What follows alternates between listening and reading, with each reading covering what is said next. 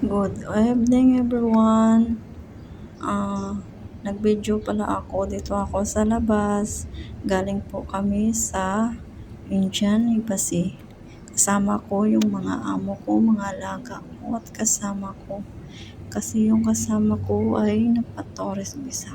Ako ay hindi sasama sa kanilang lugar kasi ako ay uuwi na din ng Pinas. Ito pala yung yung labas ng embassy. Ito ang laki ng building. Ay pauwi na kami. Papunta na kami sa amin lugar. Ay konting video-video lang naman. Kaya yung ganda ng views ng mga buildings sa punta kami, bilis-bilis ng kasi wala tayong internet, kaya video-video na lang tayo. Why, ang hirap kasi kahit anong pilit ng amo kong bruwang babae na sasama ako sa India, pero hindi siya mapilit sa akin kasi lagi niya akong inaaway, guys. Hindi siya makipagbagay sa kanyang work here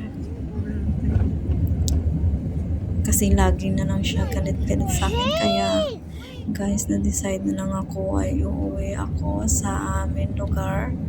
Ay tinapos ko na ng 4 na taon ko this month. 4 na taon na ako dito, kaya ganun ay na-decide na ako. Hindi ko na iniba yung mga plano ko kasi sobrang inis na inis ako. Kasi hindi ko alam kung anong reason niya. Lagi siyang naiinis sa akin. Yung kasalanan ng kasama ko ay pinagalitan niya po ako. Ganon. Pag malalabas kami, ayaw niya ako pabihis ng kahit pang labas na damit. Gusto niya yung uniform, yung lumang uniform ay pinaano niya, pasuot niya sa akin. Hindi niya ako binibilhan ng uniform ng bago.